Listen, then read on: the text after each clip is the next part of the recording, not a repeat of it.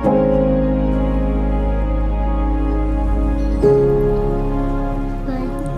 Does it hurt? No, I didn't feel it lie down. Okay.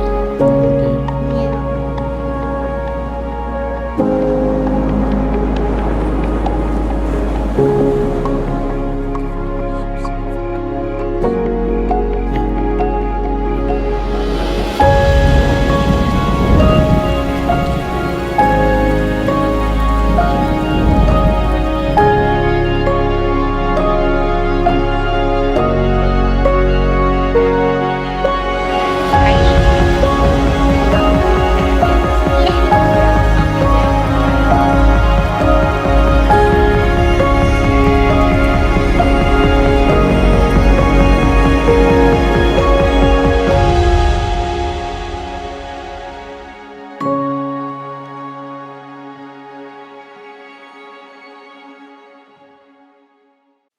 Hello and welcome back to Solid Ground. This week we're taking a look at the first article of the Apostles' Creed, focusing on God as Creator. The first article reads, "I believe in God, the Father Almighty, maker of heaven and earth." Can you imagine if you were with Abraham and you understood the cultural setting in which he lived back when he was still Abram, and God came to Abram, whose family had been worshiping various local deities, and God comes to him and says, you know what, you're going to worship me and me alone. And let me explain who I am. I am the creator of all things. And as Abraham and his family expands, it goes from two people thinking they're never going to have kids to having a giant extended family that becomes a nation. They develop their theology and understanding of who God is through ongoing encounters with that God and understanding in relationship how it is that God has created everything that we see and touch and taste and hear and smell, all things that we encounter with our senses, and those things spiritual that we don't encounter with our senses. All these things are created by God and are held and sustained by Him.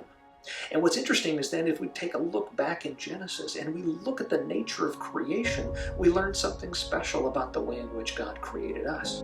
You see, God speaks. He creates ex nihilo, out of nothing. He speaks and says, there's going to be a water buffalo. There's going to be a platypus. I always love throwing the platypus in there. It's God's weird spare parts animal.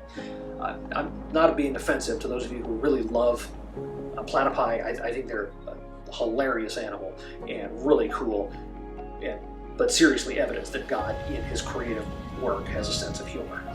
But God speaks and he creates all these unique and interesting creatures, but what he does when he comes to humanity is he reaches down into the dirt and he says, I'm going to form you with my own hands. And he makes Adam out of the clay of the earth.